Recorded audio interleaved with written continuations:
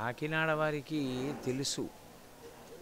మిగిలిన వారి కోసం మిగిలిన వారి కోసమని మీతో నేను ఒక విషయం ప్రస్తావన చేస్తున్నాను. ఆ కంచి నుంచి వచ్చిన మల్లికార్జున శర్మ గారు, వారి సోదరులు శంకర శర్మ గారు, వాళ్ళు కుటుంబాలతో వచ్చారు. వారి భార్యలు కూడా ఇక్కడే ఉన్నారు. వాళ్ళు కంచికామకోటి పీఠానికి ఎంత చేసిన కుటుంబం అంటే అది చంద్రశేఖరేంద్ర సరస్వతి మహాస్వామి వారు ఆ కుటుంబం కామకోటి పీఠానికి చేసినటువంటి సేవల చేత అత్యంత ప్రీతి పొందిన వారై ఆ కుటుంబానికి ఒక వరం ఇచ్చారు. ప్రతి సంవత్సరం కూడా కామాక్షి వాళ్ళ ఇంటికి వస్తుంది. వచ్చి కామాక్షి ప్రత్యేకంగా ఆ ఇంటి ముందు ఒక గది ఉంటుంది.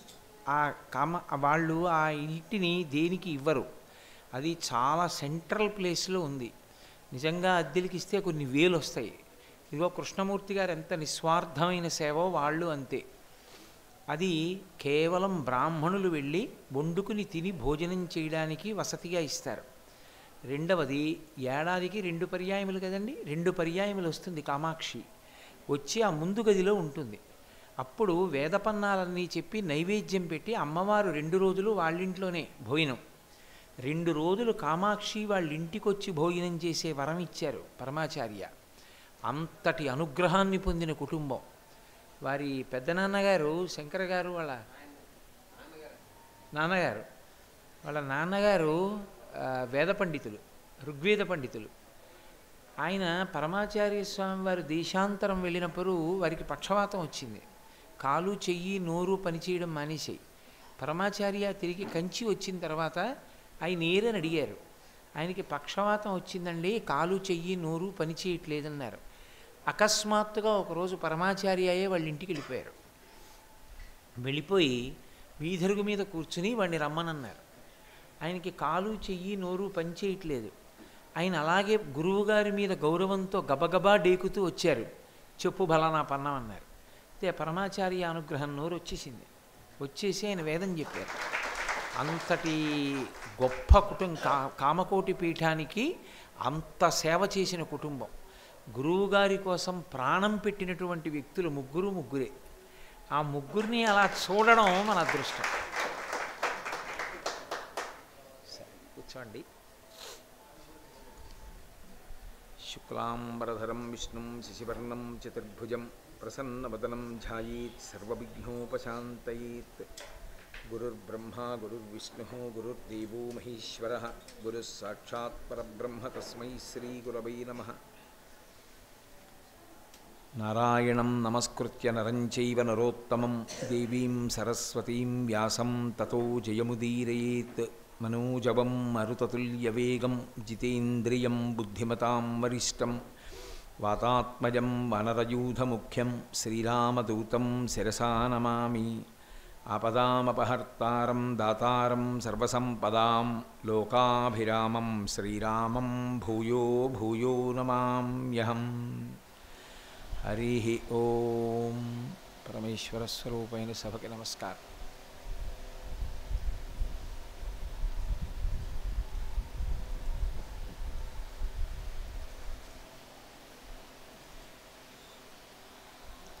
ధర్మాన్ని నిలబెట్టడం కోసం పరమేశ్వరుణ్ణి దర్శనం చెయ్యాలనేటటువంటి కుతూహలాన్ని పొంది ఉన్నవారి కోసం పరమేశ్వరుడు అనేక అవతారములను స్వీకరించాడు. వేదోద్ధారణ మందరాభరణ పృథ్వీధర్మ నిర్మాణ ప్రహ్లాదత్రాణ బలిప్రతారణ నృపాహంకార నిర్వాపన వైదేహీ రమణ ధనంజయ జయ వ్యాపార పారీణ క్షోణీ దివ్యత్కరుణ తమోహరణ తండ్రి వెంకటేశ ప్రభో అని అన్నీ ఆయన అవతారములే. అన్ని అవతారములు ఒక ఎత్తు, రామచంద్రమూర్తి యొక్క అవతారము ఒక ఎత్తు. ఎందుచేత అంటే శ్రీ రఘురామచారు తులసీదళధామ శమక్షమాది శృంగార గుణాభిరామ త్రిజగన్నుత శౌర్య రమాలలామ దుర్వార కబంధ రక్షస విరామ జగజ్జన కల్మషార్ణవోత్తరకనామ భద్రగిరిదాశరథి కరుణాపయోనిధి అంటారు గోపరాజు గారు. శ్రీరామచంద్ర ప్రభువు అవతార స్వీకారం చేసే నాటికి ఉన్నటువంటి పరిస్థితులు త్రేతాయుగంలో చాలా అస్తవ్యస్తమైనటువంటి స్థితి. ఆ స్థితిలో అసలు దశరథ మహారాజు గారు యజ్ఞం చేసినది, పుత్రకామేష్టి చేసినది తనకి సంతానం కలగాలి అని. సంతానం లేకపోతే సింహాసనానికి ఉత్తరాధికారి ఉండడు కనుక, తాను పున్నామ నరకము నుండి తప్పించుకొనలేడు కనుక, తనకి వారసులు ఉండాలి, తనకి సంతానం ఉండాలన్న కాంక్షతో ఆయన ఋష్యశృంగుణ్ణి, కులగురువైన వశిష్ఠ మహర్షిని సంప్రదించాడు. వాళ్ళ అనుజ్ఞ మేరకి సంతానము కలగకుండా ప్రతిబంధకంగా ఉన్న పాపమును తొలగతూసుకోవడానికి అశ్వమేధయాగాన్ని, కామ్యము తీరడానికి, సంతానాన్ని పొందడానికి పుత్రకామేష్టిని చెయ్యాలి అని నిర్ణయించుకున్నాడు. ఒకరికి ఒక కోరిక ఉన్నప్పుడు ఆ కోరిక తీర్చడానికి ఏ రకమైనటువంటి మంత్రాన్ని ప్రయోగం చేసి క్రతువు నిర్వహించవలసి ఉంటుంది అన్న దానిలో నిష్ణాతుడైనటువంటి వ్యక్తిని సంప్రదించవలసి ఉంటుంది. ఋష్యశృంగుణ్ణి, వశిష్ఠుణ్ణి సంప్రదించాడు. ఋష్యశృంగ మహర్షి కొంతసేపు కన్నులు మూసి ఆలోచించి ఒక మాట చెప్పాడు దశరథ మహారాజు గారితో. ఇష్టింతేహం కరిష్యామి పుత్రీయాం పుత్రకారణాత్ అధర్వ శిరసి ప్రోక్తై మంత్రై సిద్ధాం విధానత అన్నాడు. నేను ఇప్పుడు అధర్వ శిరస్సనబడేటటువంటి వేదమునందున్నటువంటి మంత్రములతో నీ చేత ఒక ఇష్టి చేయిస్తాను. ఆ ఇష్టి చేసినప్పుడు నువ్వు హోమద్రవ్యములను అగ్నిహోత్రముఖంగా దేవతలకి సమర్పిస్తావు.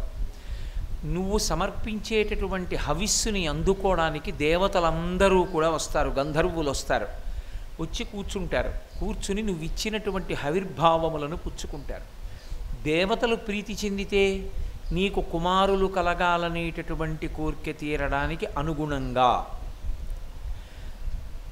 ఏ పదార్థము నీకు లభించాలో అది నీకు లభిస్తుంది.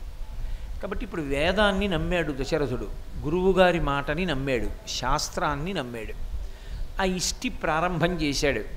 ఇక హోమము, యజ్ఞము అని రెండు మాటలు. యజ్ఞమునందు అంతర్భాగమే హోమము. హోమము అంటే అగ్నియందు మీరు హవిస్సుని వ్రేల్చుట అంటారు. హవిస్సుని వేసే ప్రక్రియకి హోమము అంటారు. యజ్ఞము అంటే తత్పూర్వభాగంతో కలిపి, దీక్షాస్వీకారంతో కలిపి ఒక ప్రాంగణాన్ని నిర్మాణం చేసి ఉంచడానికి యజ్ఞశాల అంటారు. ఆ యజ్ఞమునందు అంతర్భాగమే హోమము. హోమము వేరు, బలి వేరు. బలి అంటే దేవతల కొరకు ఇచ్చినది కాదు. ఈ దేవాలయంలోకి కూడా పశుపక్ష్యాదులు, తరువాత ఉగ్రమైనటువంటి భూతములు ప్రవేశించి తిరుగుతాయి. అవి తినడం కోసమని ప్రత్యక్షంగా పట్టుకొచ్చి కొంత అన్నం పెడతారు. మేళతాళాలతో తిరుగుతూ దేవాలయానికి చుట్టూ పెడతారు. బలిపీఠములను ఉంటాయి, వాటి మీద పెడతారు. బలి అంటే ఏదో చంపడం అని మీరు అనుకోకండి. నైవేద్యం పెట్టిన అన్నమే గంట కొడుతూ తీసుకొచ్చి పెడతారు. అవి కాకులు మొదలైనవన్నీ తింటూ ఉంటాయి. దాన్ని బలి పెట్టారు అంటారు, బలిహరణము అంటారు.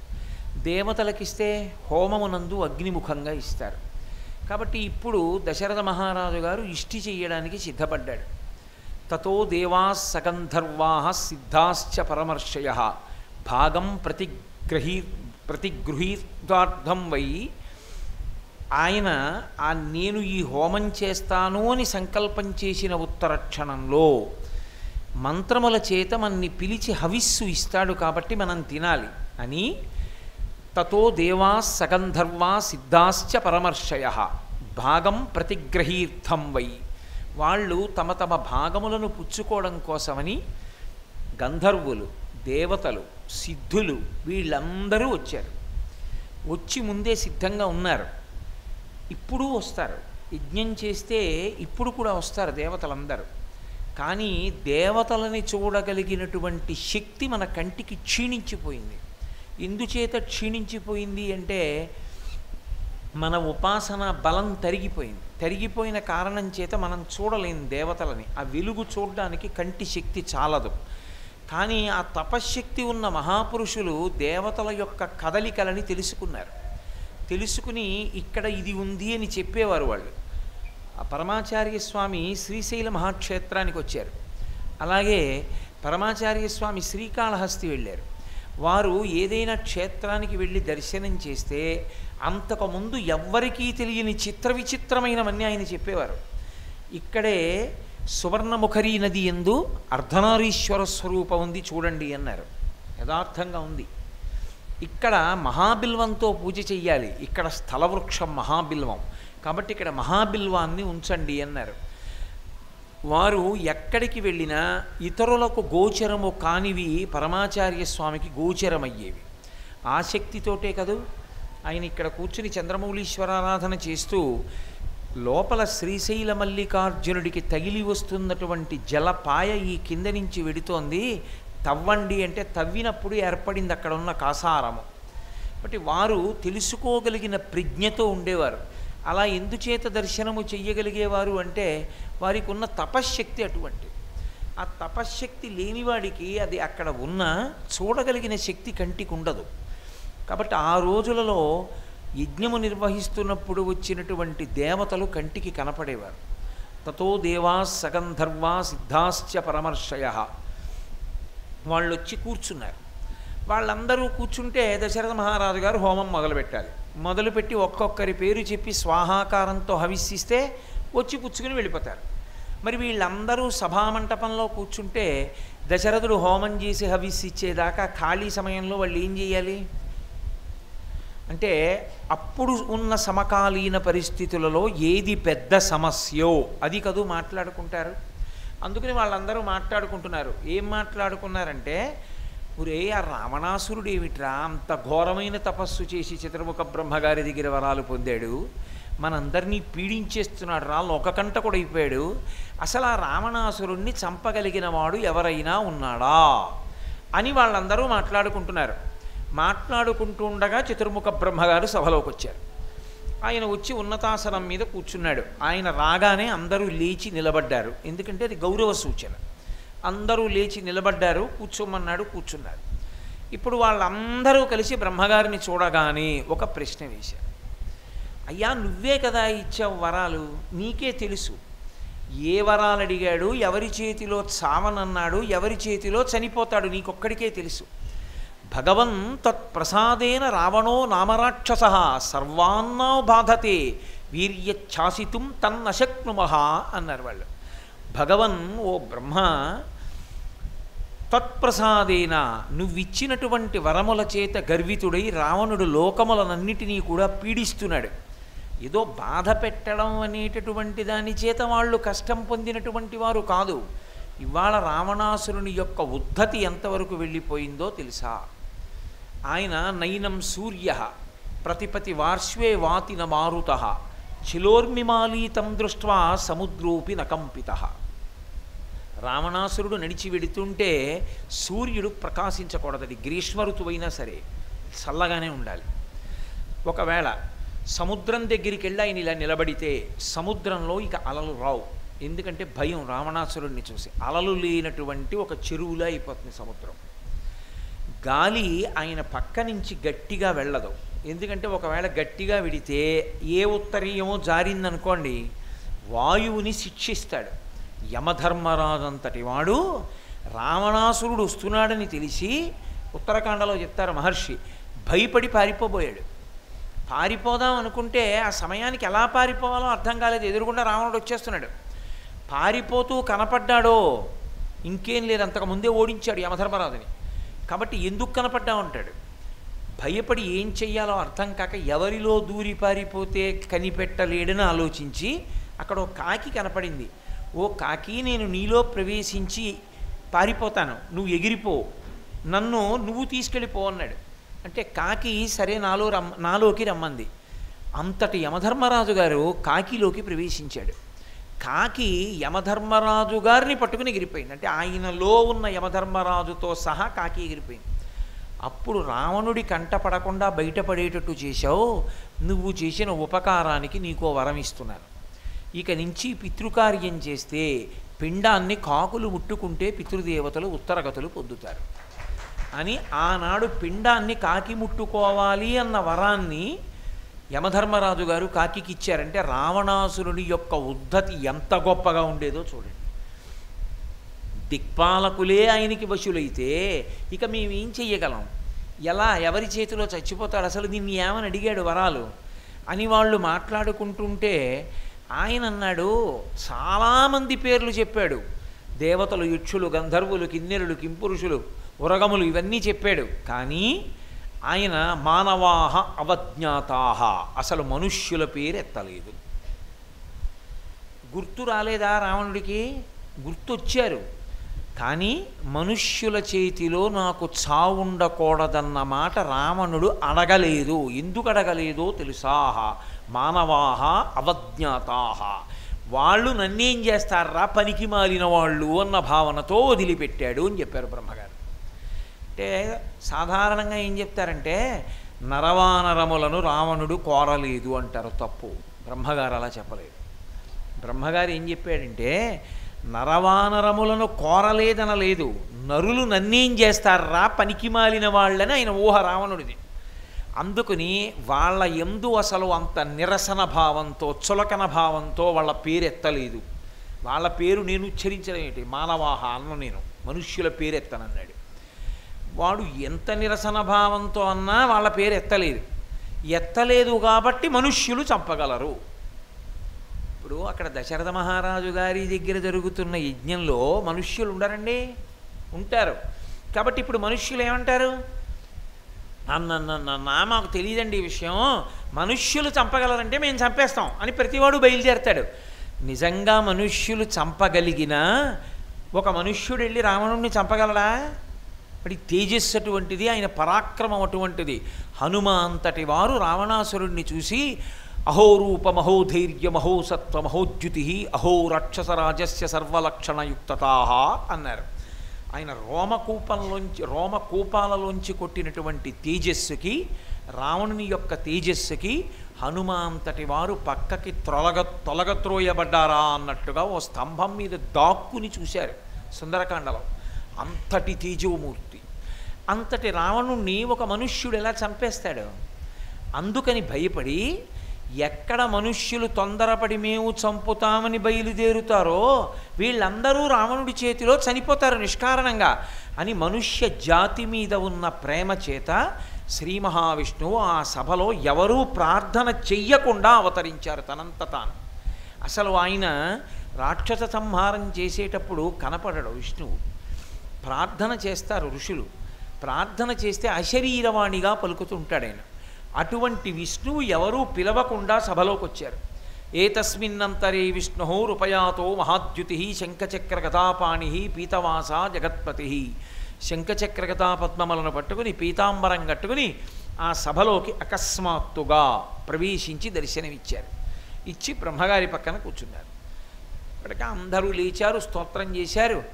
స్తోత్రం చేసి అయ్యా రావణుడి చేతిలో మేము ఇన్ని ఇబ్బందులు పడుతున్నాం అన్నారు. వెంటనే మహానుభావుడు శ్రీ మహావిష్ణువు ప్రతిజ్ఞ చేశారు. హత్వాక్రూరం దురాత్మానం దేవర్షీణాం భయావహం దశవర్ష సహస్రాణి దశవర్ష శతాని చ. నేను రావణాసురుని సంహరించుట కొరకు అవతార స్వీకారము చేస్తాను. అంటే నేను నరుడిగా పుడతాను, మనుష్యునిగా వస్తాను. నేను మనుష్యునిగా వస్తాను అనడం ఒకెత్తు, రావణాసుర సంహారం చేస్తాననడం ఒకెత్తు. ఎందుకు రావణ సంహారం చేస్తాను అన్నదానికి ఆయన జవాబు చెప్పారు. కారణము లేకుండా విష్ణు భగవానుడు ఎవ్వరినీ సంహారము చెయ్యడు. అందుకే ఆయన ఎప్పుడైనా రాక్షస సంహారం చేస్తే ఎందుకు సంహరిస్తున్నారో చెప్తారు. దాని వలన ప్రయోజనం ఏమిటో తెలుసా అండి? నీవు భగవంతునికి వ్యతిరేకివి కాకుండా ఉండాలి అంటే నువ్వు ఏ పనులు చేయకుండా ఉండాలో నీకు తెలుస్తూ ఉంటుంది. కాబట్టి ఇప్పుడు ఆయన అన్నారు దేవర్షీణాం భయావహం. నన్ను నమ్ముకున్నటువంటి ఋషులు ఉన్నారు, మహర్షులు, దేవర్షులు, ఇటువంటి వాళ్ళందరినీ భయపెడుతున్నాడు నిష్కారణంగా. సాధు పురుషుల జోలికి వెళ్ళాడు కాబట్టి చంపేస్తాను. సాధారణంగా విష్ణుమూర్తి అవతార స్వీకారం చేస్తే రాక్షస సంహారం అయిపోవడమో, లేకపోతే ఆయన ఏ ప్రయోజనానికి అవతారం స్వీకరించారో ఆ అవతార ప్రయోజనము పూర్తి అయిపోగానే ఆయన అవతార పరిసమాప్తి చేస్తారు. కానీ రామావతారంలో ఎవరూ అడగకుండా ఆయన ఒక వరం ఇచ్చారు. దశవర్ష సహస్రాణి దశవర్ష శతాని చ. అంటే నేను 11,000 సంవత్సరములు ఈ భూమి మీద ఉంటాను, ఉండి ఈ భూమిని పరిపాలన చేస్తాను. ఎందుకు? ఎవరు అడిగారు ఇది? రావణుణ్ణి చంపమని అడిగారు కానీ మీరు భూమి మీద ఉండండి 11,000 సంవత్సరాలను ఎవరన్నా అడిగారా? మరి అడగందానికి 11,000 సంవత్సరములు నరుడిగా నేను ఈ భూమి మీద ఉండి పరిపాలన చేస్తానని శ్రీ మహావిష్ణువు వరం ఎందుకు ఇచ్చారు అంటే, నరుడంటే అంత పనికిమాలిన వాడిగా చూశారు. అంత పనికిమాలిన వాడిగా చూడబలిన నరుడు ఎంత గొప్పవాడో నిరూపించడానికి నేను మనుష్యుడిగా పుట్టి 11,000 సంవత్సరములు భూమండలం మీదుండి మనుష్యుని యొక్క గొప్పతనాన్ని నిరూపిస్తానని చెప్పిన అవతారము శ్రీరామావతారము. అందుకే మనుష్య జాతి అంతా రుణపడిపోయింది రామచంద్రమూర్తికి. ఆయన పేరెత్తకపోతే, ఆయన నామము చెప్పకపోతే అసలు ఆ జన్మకి అర్థమే లేదు. శ్రీరామనామము పలకని జన్మ జన్మయే కాదు. శ్రీరామనామం అంత గొప్పది. అందుకే పరమాచార్య స్వామి వారు ఏదైనా ఊరిడితే పిల్లలందరినీ పిలిచి కూర్చోపెట్టి ఆ పాఠశాలలో చెట్టు కింద కూర్చుని, మీకు 10 నిమిషాలు సమయం ఇస్తున్నాను, ఎవరు ఎక్కువ మార్లు శ్రీరామనామం వ్రాయగలరో చూస్తాను, గుండ్రంగా వ్రాయాలనేవారు. అందరికన్నా ఎక్కువ శ్రీరామనామం వ్రాసిన వారికి బంగారు మాడ ఇచ్చేవారు. అంతకన్నా తక్కువ వెండి మాడ, అంతకన్నా తక్కువ రాగి మాడ. అసలు మాడ ఇవ్వకుండా ఎవరిని వదిలిపెట్టేవారు కాదు. శ్రీరామనామం అందరిలోకి తీసుకెళ్ళడానికి పరమాచార్య చేసినంత ప్రయత్నాన్ని ఈ రాష్ట్రంలో ఎవరూ చేయలేదు. పిల్లలందరితో కూడా అంత శ్రీరామనామము వ్రాయించిన ఘనత పరమాచార్య స్వామిదే. అంతటి మహానుభావుడైన. ఓసారి ఉత్తర హిందూస్థానం వెడితే కామకోటి పీఠము అనడానికి ఒక ఆయన రామకోటి పీఠము అన్నాడు. అంటే ఆయన చాలా సంతోషించారు. కామకోటికి రామకోటికి తేడా ఏమి, రెండూ ఒకటే అన్నారు ఆయన. ఆయనకి రామచంద్రమూర్తి పట్ల అంత భక్తి. ఆయన ఒక చోట చాలా సంతోషంగా ఒక మాట చెప్పుకున్నారు. నేను త్రేతాయుగంలో పుట్టనందుకు సంతోషిస్తున్నాను, కలియుగంలో పుట్టినందుకు ఆనందిస్తున్నానన్నారు. అందరూ తెల్లబోయారు, ఇదేమిటి ఇలా అంటున్నారని.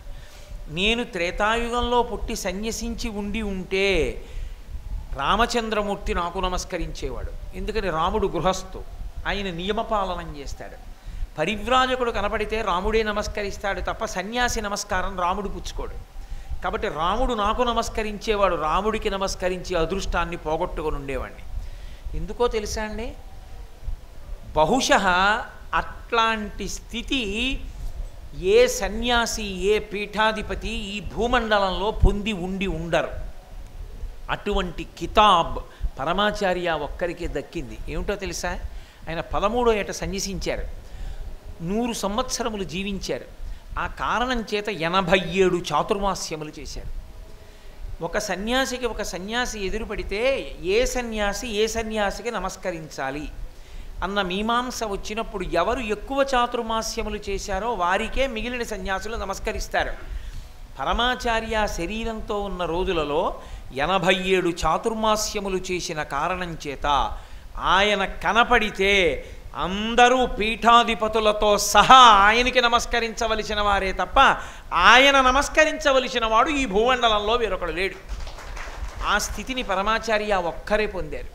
అంతటి మహానుభావుడు. అటువంటి పరమాచార్య పొంగిపోయారు, నేను కలియుగంలో పుట్టినందుకు రామచంద్రమూర్తికి నమస్కరిస్తున్నానని. ఆయనే అంత పొంగిపోయారంటే శ్రీరామచంద్రమూర్తికి నమస్కరించడంలో మనం ఎంత పొంగిపోవాలి, రాముడికి నమస్కరించడంలో, రామనామం చెప్పడంలో మనం ఎంత పరవశించిపోవాలి. కాబట్టి మహానుభావుడైన రామచంద్రమూర్తి ఉదారుడై వరమిచ్చాడు. 11,000 సంవత్సరములు ఈ భూమండలం మీదుండి నరుడి యొక్క ఖ్యాతి చాటి చెబుతానని. అందుకే మహానుభావుడు రామదాసు గారు, అసలు రామదాసు గారు అంటారు కానీ పచ్చబద్ధం. రామదాసు గారు కాడు. రామదాసు గారికి దాసుడు రామచంద్రమూర్తి. ఎందుకో తెలుసా అండి, ఆయన నేను రామదాసునన్నాడు.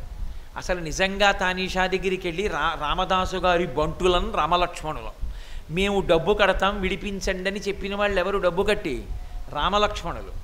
రాముడి దగ్గరికి వెళ్ళి నోటితో రామదాసుని అన్నాడేమో రామదాసు గారు, అసలు నిజంగా రామదాసుకి దాసుడిగా నిలబడింది రామలక్ష్మణులు. అది భద్రాచల క్షేత్ర వైభవం అంటే. తనను భక్తితో కొలిచిన వారికి తాను దాసుడైపోయాడు రామచంద్రమూర్తి. ఆ వైభవాన్ని ప్రకటించిన క్షేత్రం భద్రాచల క్షేత్రం. కాబట్టి మహానుభావుడైన రామచంద్రమూర్తి నరుడిగా జన్మించాలి అంటే ఎంత కష్టం అనుభవించాలి.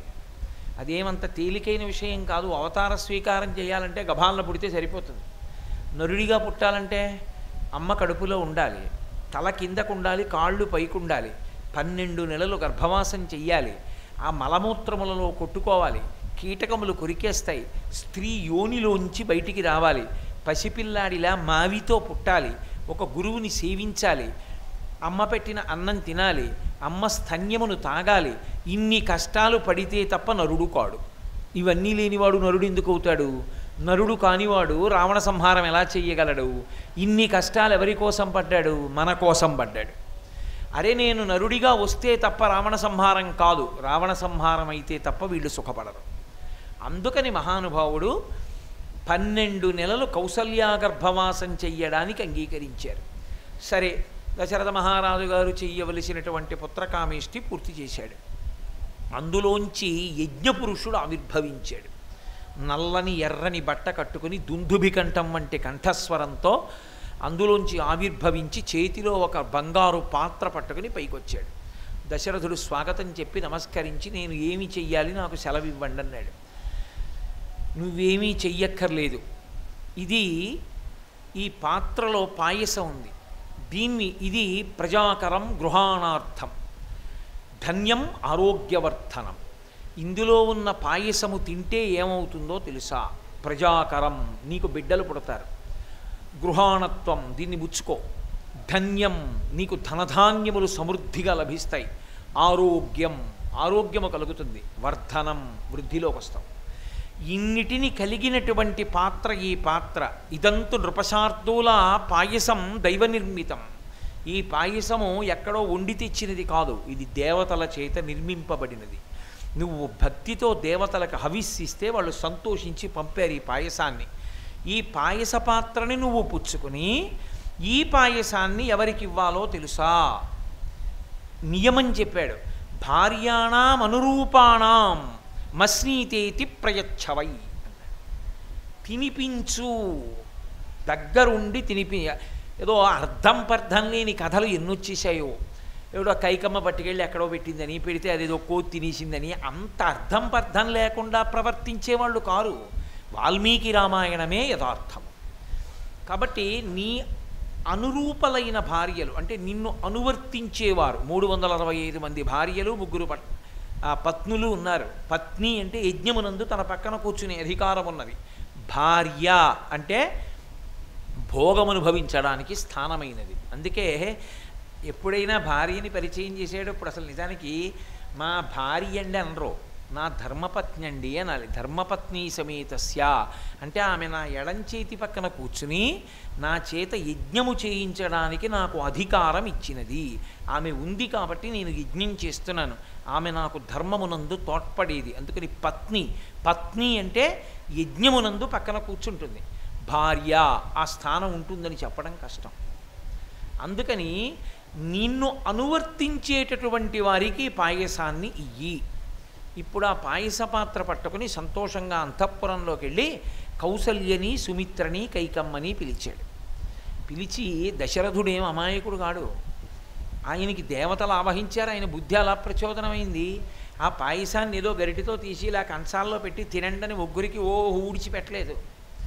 ఆయన ముగ్గురిని రమ్మని కౌసల్యాయై చావశిష్టార్థం ఆయన వెంటనే ఆ పాయసాన్నంతటినీ ఒక రాశిగా పోసి ఖచ్చితంగా సగభాగాన్ని తీసి కౌసల్యకి ఇచ్చాడు. ఎందుకని? పట్టమహిషి ఆమె.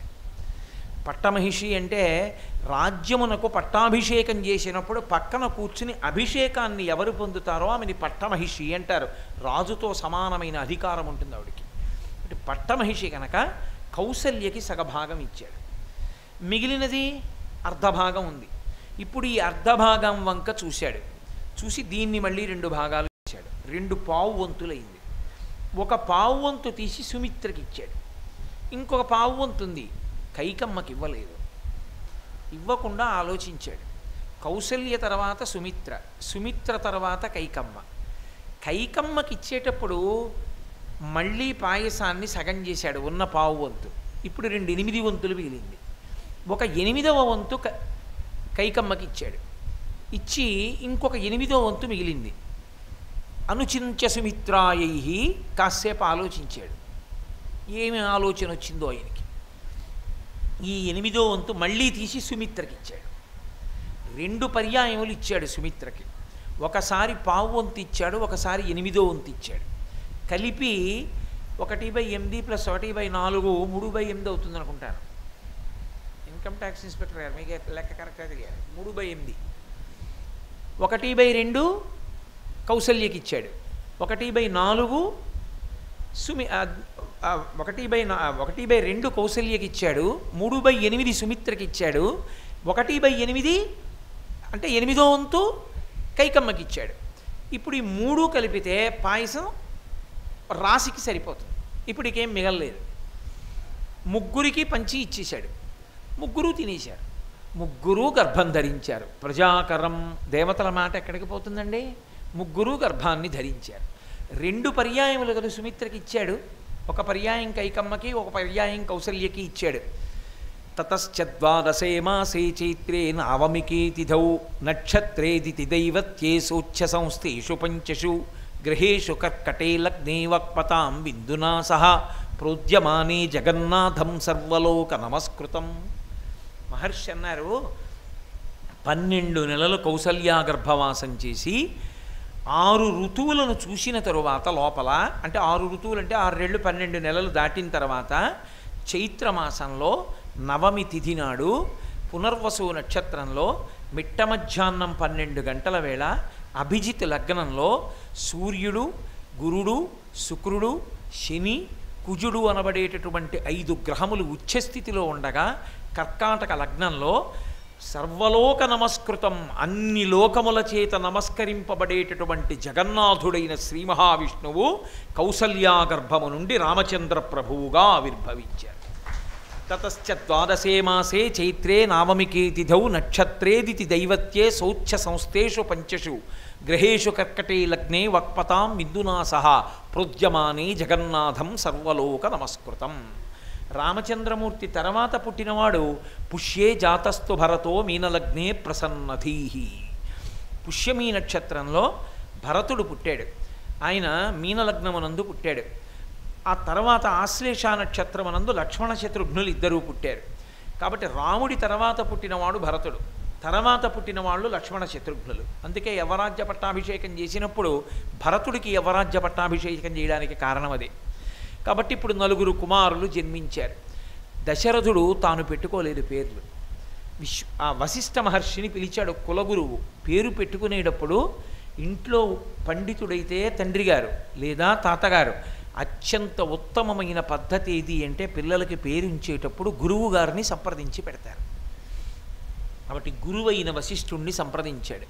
సంప్రదిస్తే ఈ పేర్లు పెట్టుకుంటావా అని అడగలేదు దశరథుణ్ణి. అది గమనించవలసింది. నామకరణము అంటే నామకరణ మహోత్సవమునకు గురువుగారిని ఆహ్వానించుట అంతే. గురువుగారు నా బిడ్డలకి పేరుంచండి అంతే, అంతవరకే. గురువుగారు వస్తాడు, వచ్చి అక్షతలు వేసి లౌకిక నామం రాయాలి అక్షతల్లో పళ్ళెంలో. వ్రాసేటప్పుడు గురువుగారు చెప్తాడు ఈ పేరుంచు అంతే. ఆ పేరు ఉంచగానే ఆయన అక్షతలు వేస్తాడు. ఆ పేరుతో పిలుస్తాడు, పిలిచి అక్షతలు వేస్తాడు. ఇప్పుడు వశిష్ఠుడు పేరుంచాడు గురువుగా. జ్యేష్టం రామం మహాత్మానం అన్నాడు. పెద్ద కొడుక్కి రామ అని పేరుంచుతున్నాను అన్నాడు. మహర్షి పెట్టిన పేరు కాబట్టి అవతార పరిసమాప్తి జరిగిందేమో కానీ పతితపావన నామమై లోకాన్ని ఉద్ధరిస్తూనే ఉందా రామనామం తారకనామమై. మీరు చూడాలి, కాశీపట్టణంలో ఎవరైనా చనిపోతే తోపుడు బళ్ళ మీద కూడా పడుకోబెట్టి తీసుకెళ్ళిపోతారు. తీసుకెళ్ళి ఆటోలో వెనక సీట్లలో ఇలా పడుకోబెట్టుకుని వెళ్ళిపోతారు. అలా వెళ్ళిపోతుండగానే ఆ ఆటో మా కారుని గుద్దింది కూడా ఒకసారి, ఆ వెనక్కి కాళ్ళు వచ్చేయడంలో. కాబట్టి ఆటోల్లో తోపుడు బళ్ళ మీద కూడా పట్టుకెళ్ళిపోతారు. పట్టుకెళ్ళిపోతూ వాళ్ళు చెప్పేదైతే తెలుసా, బోలో బోలో శ్రీరామ్ నామం అంటూ శ్రీరామనామం చెప్పుకుంటూ తీసుకెళ్ళిపోతారు. తారకనామం రామచంద్రమూర్తి యొక్క నామం. రా అంటే నోరు తెరుచుకుంటుంది, మా అంటే పెదవులు మూసుకుంటాయి. రా అగ్నిబీజం, మా అమృత బీజం. పాపరాశి కాలిపోయి ఇంకా లోపలికి వెళ్ళదు. అంత గొప్ప నామము రామనామము. శ్రీరామనామము తారకనామము. చిట్ట చివర శ్రీరామనామం చెప్తూ వెళ్ళిపోయిన వాడెవరో వాడికి పునర్జన్మ లేదు. అందుకే గోపరాజు గారు ప్రార్థించాడు, హరునకు విభీషణునకద్రిజకున్ తిరుమంత్రరాజమై కరికి నహల్యకున్ ద్రుపదకన్యకు నార్తి హరించు చుట్టమై బరగిన ఎట్టి నీ పతితపావన నామము నాదు జిహ్వపై నిరంతరము నటింపచేయుమి కదా శరధీ కరుణాపయోనిధి అని పిలిచాడు. ఆ రామనామం అంత గొప్ప నామము కాబట్టి మహానుభావుడు జ్యేష్ఠం రామం మహాత్మానం భరతం కైకయీసుతం అన్నాడు. కైకమ్మ యొక్క కుమారునికి భరతుడు అని పేరుంచాను. నిజం కూడా భరతుడే ఇన్ని భరించాడో మహానుభావుడు. అంత భక్తుడైనా ఇన్ని నిందలు వేశారు, అన్నీ భరించాడు. గురువుగారు పెట్టిన పేరంటే అలా ఉంటుంది, అటువంటి యశోవిరాజితములవుతాయి. ఇప్పుడు సుమిత్రా కుమారులకు పేర్లుంచుతున్నాను, లక్ష్మణ శత్రుఘ్నులని పేరుంచాను అన్నాడు. ఆ వశిష్ఠ మహర్షి ఈ లోకానికి చేసిన ఉపకారం ఏమిటో తెలుసా? రామనామాన్ని మనకివ్వడమే. అందుకే వశిష్ఠ మహర్షికి ప్రత్యేకంగా మనం రుణపడిపోయాం. ఆ నామాన్ని అంత గొప్పగా, అందుకే రామనామానికి ఉన్న గొప్పతనం ఏమిటో తెలుసా అండి? పరమ అద్వైత స్వరూపమైన నామము రామనామమే. ఎందుకో తెలుసా? రకార అకార మకారముల చేత తత్వం అసి తత్వమసి మహావాక్యం అవుతుంది ఆ నామం. పైగా రా మా అన్న 2 అక్షరముల చేత జీవబ్రహ్మైక్య సిద్ధి మాయ తొలగుట నిరూపింపబడుతుంది. అందుకే రామము రామబ్రహ్మం అంటారు. మనం ఏపంటే ఆంధ్రదేశంలో సంప్రదాయాలు నశించిపోయి అక్కర్లేని పిచ్చి పేర్లు పెట్టుకోవడం అలవాటై ఏడిచింది. కానీ మీరు చక్కగా ద్రవిడ దేశం అటువైపు వెడితే ఎంత మంచి మంచి పేర్లు పెట్టుకుంటారో. రామబ్రహ్మం అని పెట్టుకుంటారు. రాముడు బ్రహ్మము, పరాత్పరుడు రాముడు, నరుడిగా నడిచి చూపించినటువంటి వాడు. కాబట్టి అటువంటి రామచంద్ర ప్రభువు పేరు వశిష్ఠ మహర్షి చేత పెట్టబడింది. సరే, 4 పిల్లలు పెరిగారు, పెద్దవాళ్ళు అయ్యారు. సర్వే వేద విదాశూరాః సర్వే లోకహితే రతాః సర్వే జ్ఞానోపసంపన్నాః సర్వే సముదితా గుణైః. అందరూ వేదం చదువుకున్నారు, అందరూ అన్ని విద్యలు నేర్చుకున్నారు 4 కుమారులు. కానీ 4 లోకము యొక్క హితమును కోరేవారు, 4 తాము చదువుకున్న చదువు వలన మంచి గుణములు పొందినవారు తప్ప తమకున్నటువంటి శక్తితో లోకాన్ని పాడు చేసిన వారు కారు. అలా నేర్పారు గురువుగారు పాఠాలు వాళ్ళకి. 4 పెరిగారు, పెద్దవాళ్ళు అయ్యారు. సాక్షాత్ శ్రీ మహావిష్ణువు రామచంద్రమూర్తిగా ఈ లోకంలో పుట్టాడు. పేరు పెట్టే అదృష్టాన్ని, పాఠాలు చెప్పే అదృష్టాన్ని వశిష్ఠ మహర్షి పుచ్చేసుకున్నారు. నాకేం మిగులుతుంది? ఇది విశ్వామిత్రుడి తాపత్రయం. పరుగున వచ్చాడు, రామచంద్రమూర్తిని తీసుకుని బయలుదేరాడు. రామచంద్రమూర్తి విషయంలో వశిష్ఠ మహర్షి ఎంత జ్ఞాపకం ఉండిపోతారో, మహానుభావుడైనటువంటి విశ్వామిత్రుడు కూడా అంతే జ్ఞాపకం ఉండిపోతాడు. ఎందుచేతనో తెలుసా అండి? రామనామముంచినవాడు వశిష్ఠుడు. రామచంద్రమూర్తి తన వెంట వచ్చినప్పుడు పడుకుని నిద్రపోతుంటే రాముణ్ణి నిద్రలేపినటువంటి వాడు విశ్వామిత్రుడు. అందుకే ఏ గుళ్ళో సుప్రభాతం వినపడనివ్వండి, నిజంగా భగవంతుణ్ణి నిద్ర లేపినటువంటి వాడు విశ్వామిత్రుడే. కనుక మొదటి శ్లోకం మాత్రం అదే చెప్తాం. కౌసల్యా సుప్రజా రామ పూర్వా సంధ్యా ప్రవర్తతే ఉత్తిష్ఠ నరశార్దూలా కర్తవ్యం దైవమాన్ధికం. రామ లేచి సంధ్యావందనం చేయి, సూర్యోదయం అవుతోంది అని లేపిన మహాపురుషుడు విశ్వామిత్రుడు. రాముడికి పేరు ఉంచాడు వశిష్ఠుడు, చదువు చెప్పాడు. మరి నేను సీతా కళ్యాణం నేను చెయ్యొద్దు, సీతా కళ్యాణం అంటాం, రామ కళ్యాణం అనం, కృష్ణ కళ్యాణం అనం, రుక్మిణీ కళ్యాణం అంటాం, శివ కళ్యాణం అనం, పార్వతీ కళ్యాణం అంటాం. జీవుడు బ్రహ్మముతో కలవాలి, జీవ బ్రహ్మైక్య సిద్ధి. అందుకని ఆడవారి వైపు నుంచి కళ్యాణం చెప్తారు. కాబట్టి సీతా కళ్యాణం నేను చేయించాలి. అందుకని రామచంద్రమూర్తిని తీసుకుని వెళ్ళాడు. అబ్బో చాలా కథ నడిచింది బాలకాండలో, మీకు అదంతా తెలుసు. శ్రీరామనవమి సీతారామ కళ్యాణ ఘట్టం, శ్రీరామచంద్రమూర్తి ఆవిర్భావ ఘట్టం చెప్తానన్నాను కాబట్టి లఘువుగా రామచంద్రమూర్తి అవతార స్వీకార ఘట్టాన్ని స్పృశించాను. సీతారామ కళ్యాణ ఘట్టాన్ని కూడా అలాగే ఒక విహంగ వీక్షణం చేస్తాను. కాబట్టి ఇప్పుడు రామచంద్రమూర్తిని తీసుకుని విశ్వామిత్రుడు అనేకమైనటువంటి ప్రదేశములు పర్యటించాడు. యజ్ఞము పూర్తయిపోయింది. అయిపోయిన తరువాత జనక మహారాజు గారు ఉన్న మిథిలా నగరానికి వెళ్ళాడు. అక్కడ ఒక పెద్ద యజ్ఞం జరుగుతోంది. విశ్వామిత్రుడు వచ్చాడన్నారు, చాలా సంతోషించారు, స్వాగతం చెప్పారు, తీసుకెళ్లారు, కూర్చోబెట్టారు. రామలక్ష్మణులు ఇద్దరినీ కూడా తీసుకెళ్ళాడు. ఎందుకండి తీసుకెళ్ళడం? అయిపోయిందిగా యజ్ఞం, ఇంటికి పంపించేయచ్చుగా. అసలు రహస్యం వేరే ఉంది, రాముణ్ణి శ్రీరాముణ్ణి చెయ్యాలి. కాబట్టి ఇప్పుడు రాముణ్ణి తీసుకుని జనక మహారాజు గారి యొక్క మిథిలా నగరానికి వెళ్ళాడు. లోపల ఉద్దేశ్యం ఏమిటి? రాముడికి పెళ్లి చెయ్యాలి. రాముడికి తగిన ఇల్లాలు ఎక్కడ ఉన్నదో తెలుసున్నవాడు విశ్వామిత్రుడు ఒక్కడే. కాబట్టి ఇప్పుడు సీతమ్మని రాముడితో కలపాలి, అందుకు తీసుకెళ్ళాడు. కానీ ఎప్పుడైనా చెప్తాడా నీకు పెళ్లి చేస్తానో అనలేదు, అనకుండా తీసుకెళ్ళాడు. తీసుకెళ్ళి సరే జనక మహారాజు గారు వచ్చారు, స్వాగతం చెప్పారు, అంతా పూర్తయిపోయింది. మరునాడు ఉదయం జనక మహారాజు గారి యొక్క అంతఃపురానికి వెళ్ళారు. వచ్చినవాడు విశ్వామిత్రుడు ఎంతో సంతోషించాడు, స్వాగతం పలికాడు. అటువంటి గురువు రమ్మంటే వస్తాడా? మహానుభావుడు బ్రహ్మర్షి స్వాగతం పలికాడు, అర్ఘ్యపాద్యాదులను ఇచ్చాడు, మంచి ఆసనం ఇచ్చాడు, కూర్చోమన్నాడు, కూర్చున్నాడు. అంతా అయిపోయిన తర్వాత ఏదో బయలుదేరబోతూ ఏదో గుర్తొచ్చిన వాళ్ళ ఓ మాట అన్నాడు. ఈ పిల్లలు ఇద్దరిని రామలక్ష్మణులు అంటారు. జనక, వీళ్ళిద్దరూ దశరథ మహారాజు గారి కొడుకులు. నా యాగరక్షణార్థం వీళ్ళిద్దరినీ తీసుకెళ్ళాను, వీళ్ళిద్దరూ యాగాన్ని రక్షించారు అన్నట్లు నాకు ఒక విషయం స్ఫురణకొచ్చింది. మీ ఇంట్లో ఒక పెద్ద ధనస్సు ఉండాలి. క్షత్రియులకి ఎప్పుడు ఏమిటి ఇష్టం? మంచి మంచి ధనస్సులు అవి చూడడం వాళ్ళకి సంతోషంగా ఉంటుంది. కాబట్టి మీ ఇంట్లో ఏదో పెద్ద ధనస్సు ఉండాలి, శివధనస్సు. ఓసారి ఆ పిల్లలకి చూపించి చూస్తారు. ఏతద్దర్శయ భద్రంతే కృతకామౌ నృపాత్మజౌ దర్శనాదస్య ధనుషో యథేష్టం ప్రతియామత. వాళ్ళకి ఆ ధనస్సు చూపించు, ఒకసారి చూస్తారు. చూసి ఏం చేస్తారు? క్షత్రియులు కదూ, సంతోషపడిపోతారు. సంతోషపడిపోయి అబ్బాయి ఎంత బాగుందో అని వెళ్ళిపోతారు. కాబట్టి ఒకసారి చూపించు అన్నాడు.